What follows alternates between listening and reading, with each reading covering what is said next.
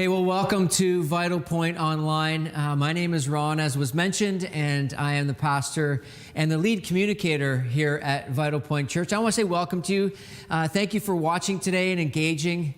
I'm just thrilled that you're doing this, whether you are a part of Vitalpoint Church or someone invited you to watch today, or maybe you're just checking out church online for the very first time. I just want to say welcome to you. That's awesome. And as was mentioned in the service, please fill out that New Here card. We'd love for you to do that. I have a question for you. Have you ever had one of those moments that left you spellbound? Like those moments when it happens, you're just like, what just took place? You're kind of like stunned. Maybe you've gone to a show and you were watching some performer do this trick and you're like, you can't believe that they were able to pull that off.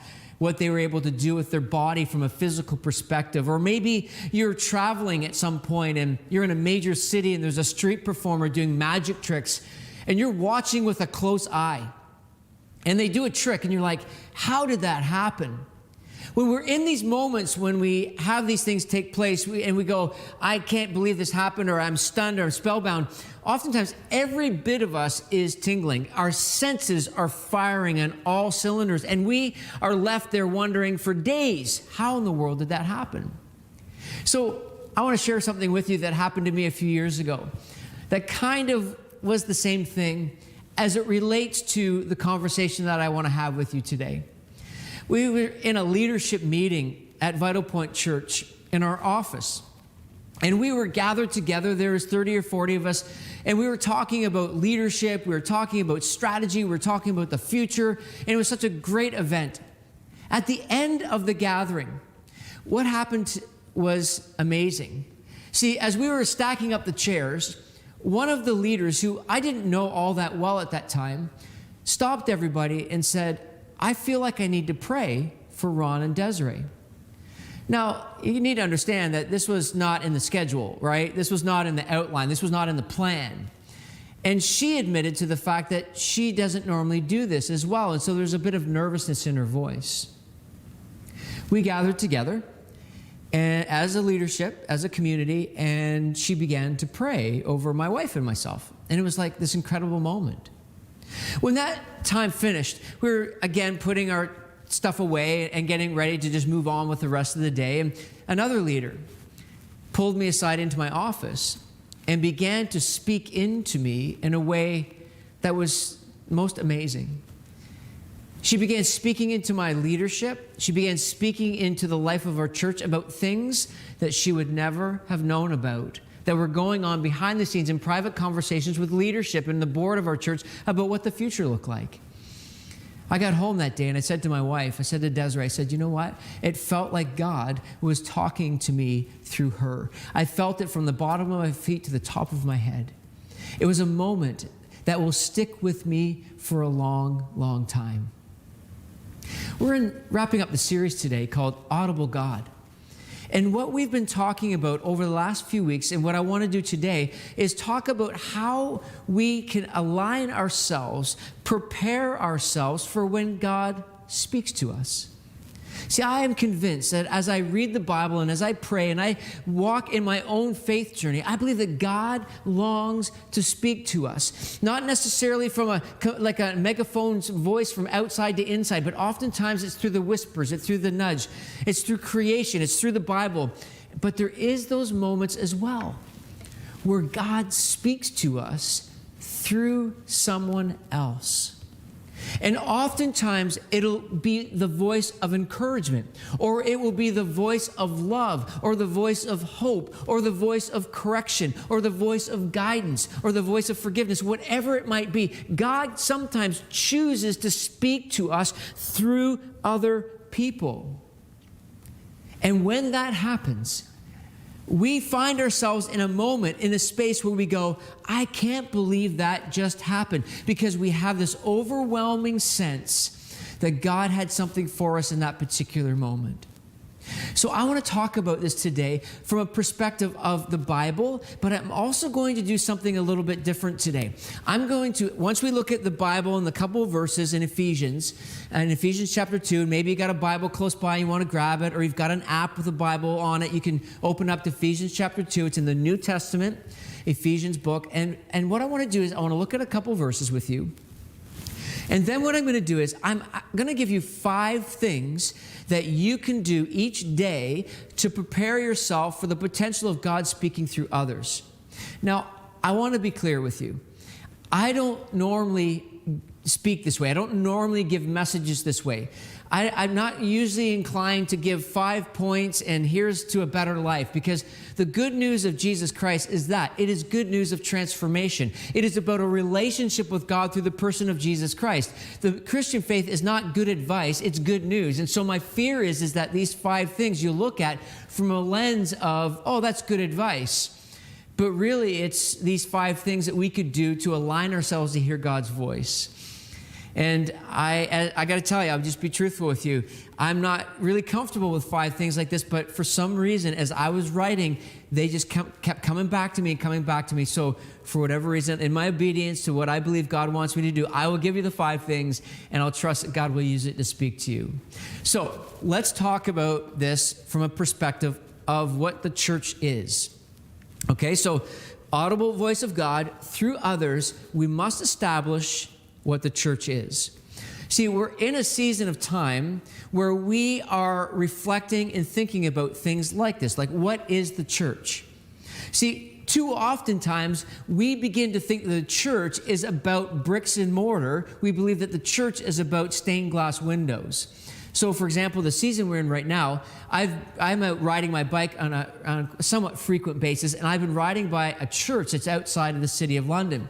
What I find interesting is on the sign at the front, it says, "Church is closed."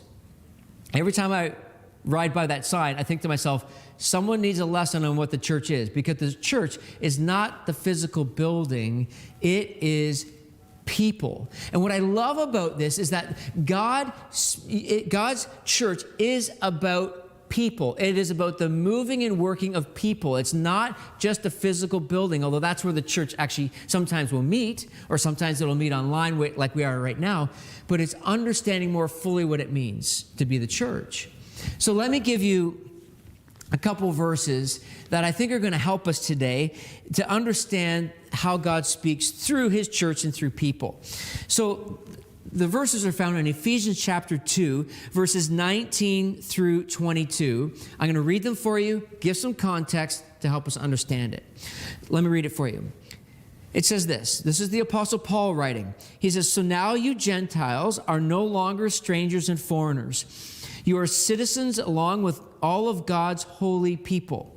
You are members of God's family. Together, we are his house, built on the foundation of the apostles and the prophets, and the cornerstone is Christ Jesus himself. We are carefully joined together in him, becoming a temple for the Lord. Through him, you Gentiles are also being made part of this dwelling where God lives by his Spirit." What is happening here that gives us some perspective on the audible voice of God with others? So the Apostle Paul wrote this letter not to a specific church, but to a generalized church experience. And when this letter was passed around from church to church to church, what would happen is it would be read, it would be talked about, it would be discussed. Now, what you need to know about the Apostle Paul is that the Apostle Paul was the voice of God to the Gentile community. So when you think about the message of Jesus Christ, it is a message that was for the Jewish community, and God was using Paul to expand it to the non-Jewish community.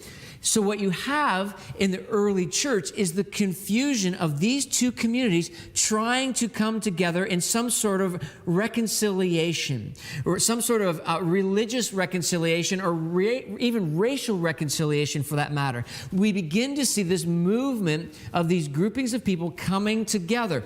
And Paul is saying to the Gentile community, you are now citizens of God, of God's holy people. You are now part of the family. You are the temple. And I love the description of this, because when you begin to see this and understand this from a big picture perspective, you begin to realize that there is this interconnectedness between the people that is not just physical, but is a spiritual thing. That there is a depth to the connectedness within the context of a church.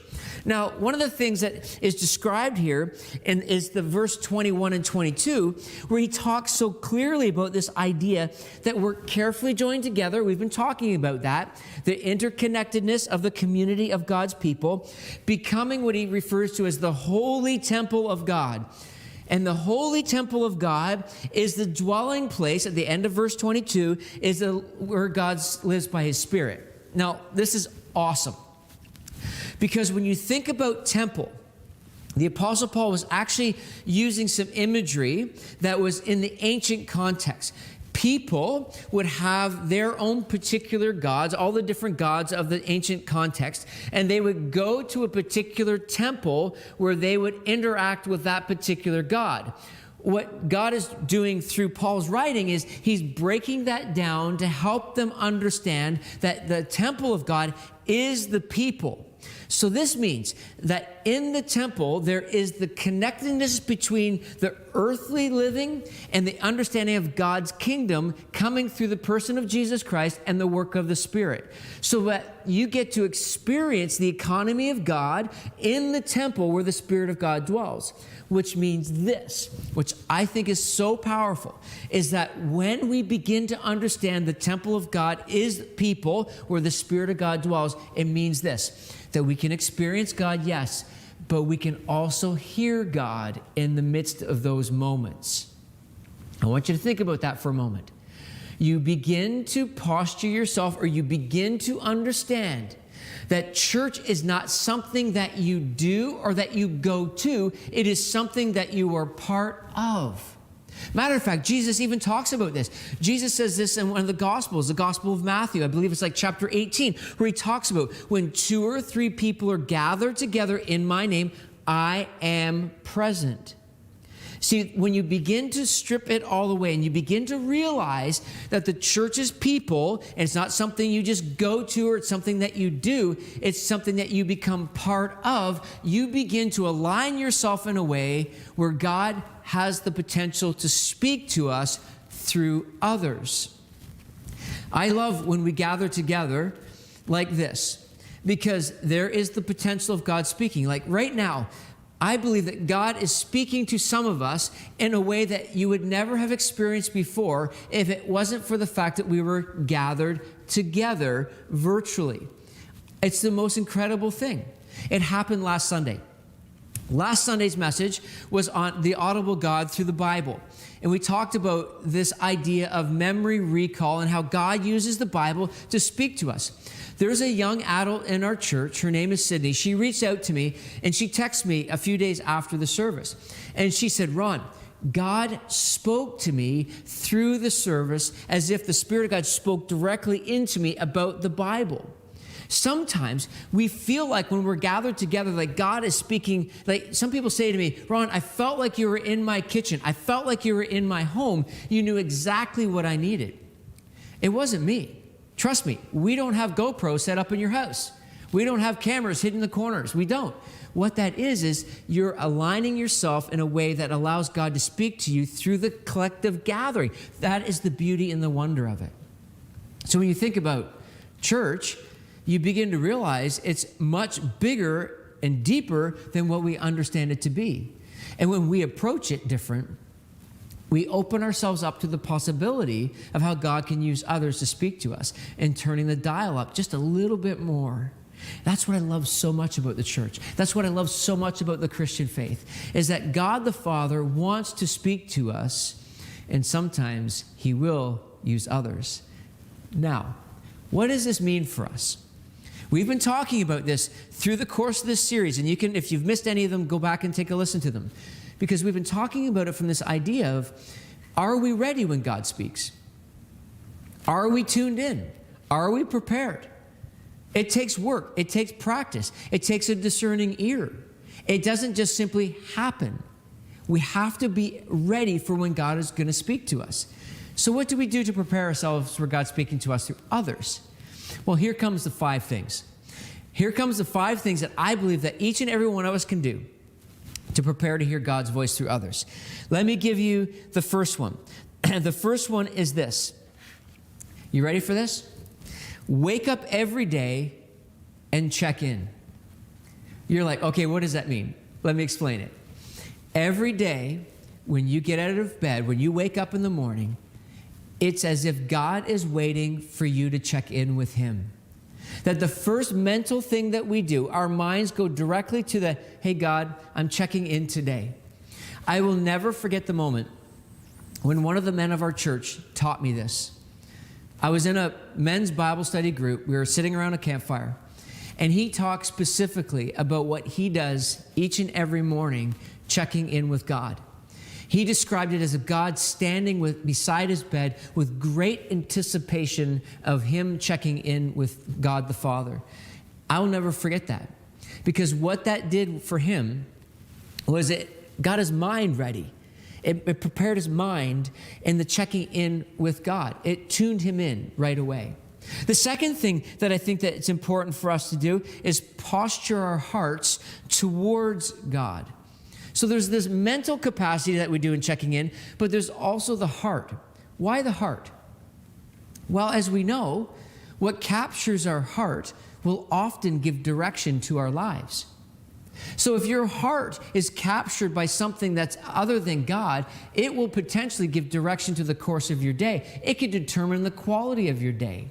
So for example, I would say this. I would give you this example. So the other day, when I was getting ready to write this message, the day that I woke up to write this message, my heart was captured by worry.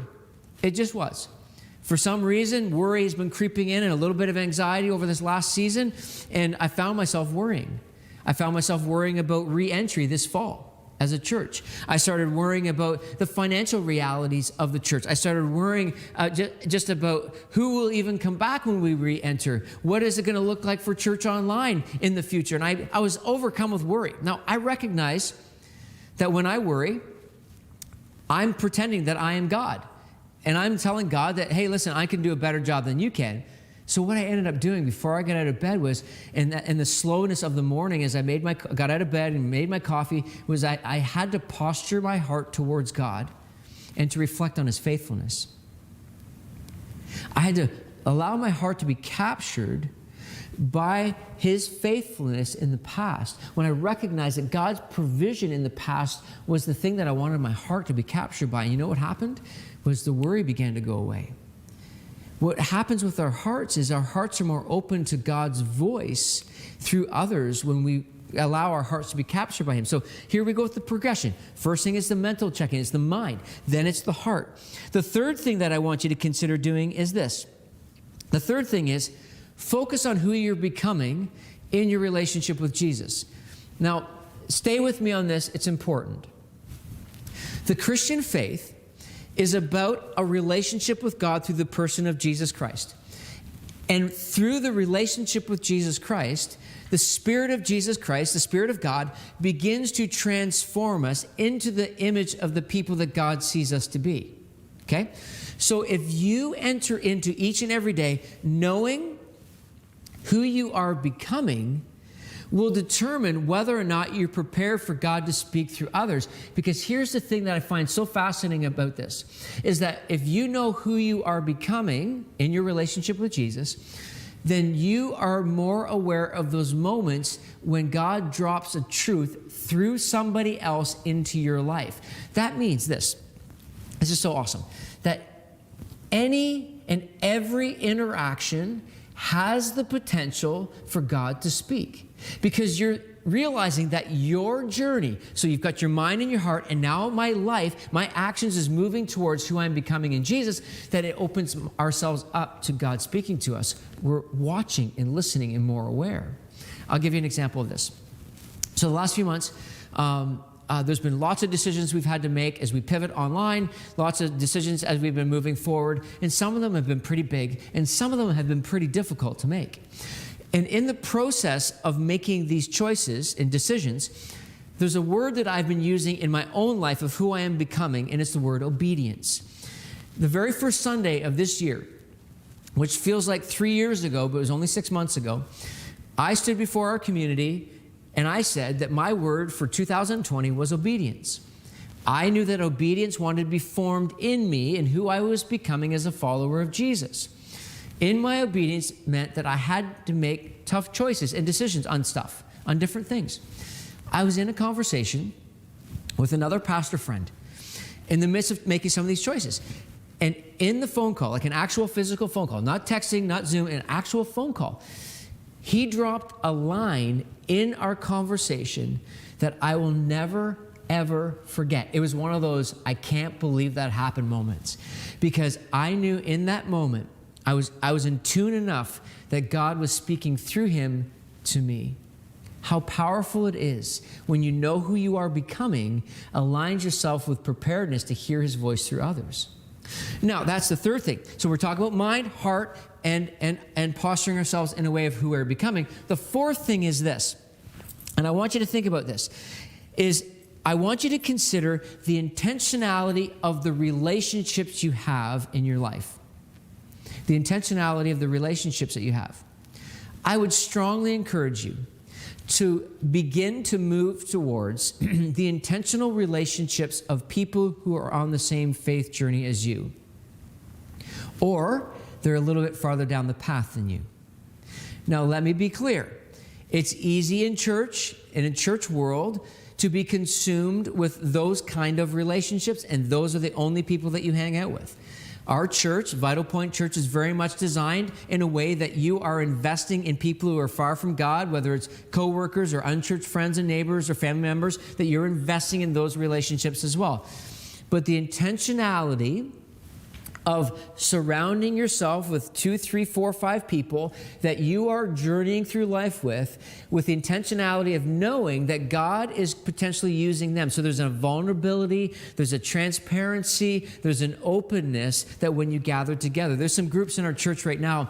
There are actually some that are virtually online, but now with things opening up, they're moving towards more connecting physically. And I know of 4 men in our church that have this unit of 4, and they allow God to speak into their lives through one another. It's the purposeful, intentional relationships that are key. Like, I am convinced that right now, this season that we've been moving through, that we have had this cultural pause, that we've had this time where things have been stripped away, where we're going to re-enter into a new normal, that many of us are going to be intentional about this very thing. We're going to recognize that pre-COVID, we were too busy for these kind of relationships. But when we re-emerge into the new normal, we're actually going to be intentional about these things because we recognize that God speaks in community, in relationships with one another. Young adults, listen to me for a minute. Maybe you're a late teenager, early 20s, mid-20s.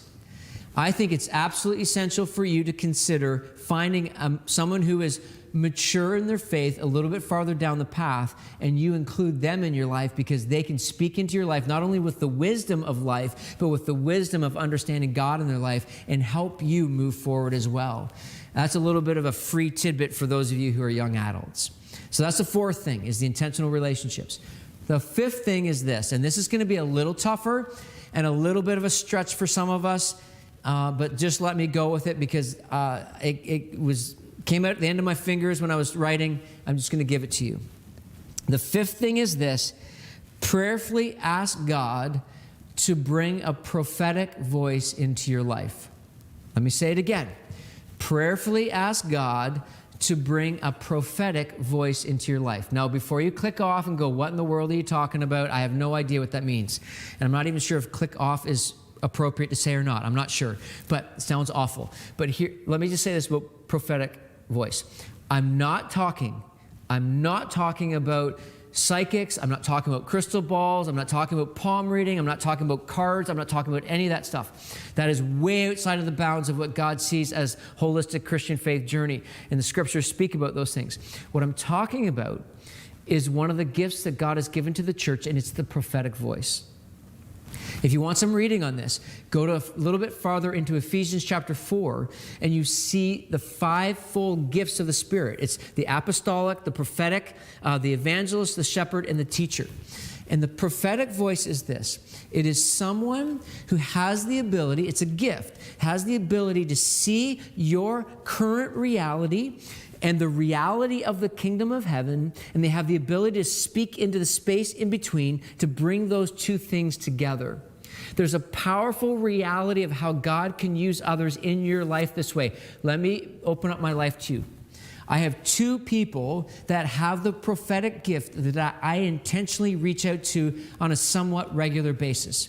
My friend Terrence, who's part of our church, and my friend Jen, who's not part of our church. She's part of another church.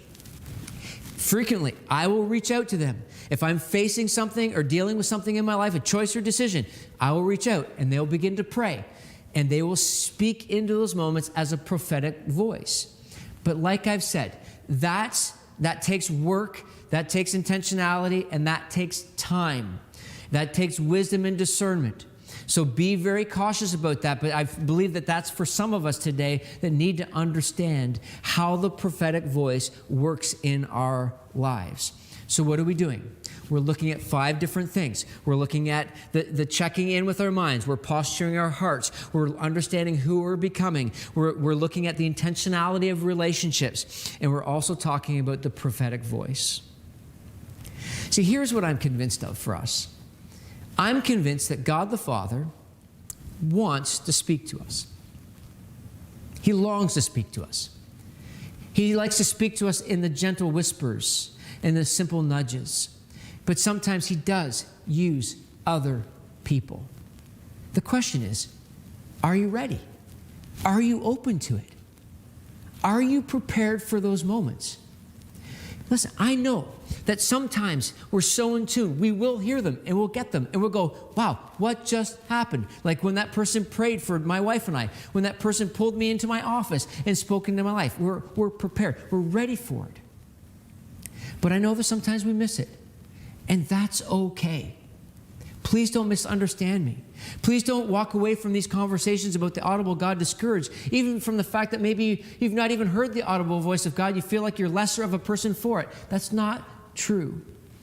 Just know that there are those moments in the stillness and the gentleness of the whisper and the nudges and the voices of other that God wants to speak to you. How beautiful it is when those moments happen. Now let me say this as I wrap up. Listen, there are some of us watching right now. Maybe you're just new to church. And you're like, man, I have no idea what you're talking about, Ron. I've not hit any of the like buttons right now. I'm questioning. I'm not even sure if God exists. But there's something inside of you right now. I have a sense that there's something inside of you right now that's pulling you forward to ask the questions, to look into these things a little bit more. Or maybe, just maybe, there's someone right now watching, or maybe you're listening to this message and you're like, man, you know what? There's some truths about this Christian faith and about who Jesus is that are speaking directly to me. Maybe the simplicity of hearing God's voice is him saying, hey, will you come to me? Will you give your life to me? Will you surrender your life and allow Jesus to come in? Maybe that's what you're feeling right now. I talk to many people that describe that journey of understanding that first initial connection with Jesus, and then the fulfillment of that relationship that begins to unfold as you move forward. Listen, I've loved this series. I think this series is so important for us, especially as we get ready for the summer. See, we've been talking about around Vitalpoint Church that the summer is going to be a summer of rest, not a summer of laziness, but a summer of rest in the intentionality of the formations of our Christian faith. And next week, we begin a brand new series called Formation. We're going to look at 5 different things that are outside of the normal spiritual faith disciplines that we look at. They're ancient practices that allow us to rest in a way so that we are in tune with God in our lives. So in some ways, the Audible God series will continue into the Formation series, so that we might prepare ourselves for God to move and work and speak to each and every one of us. Thank you for this.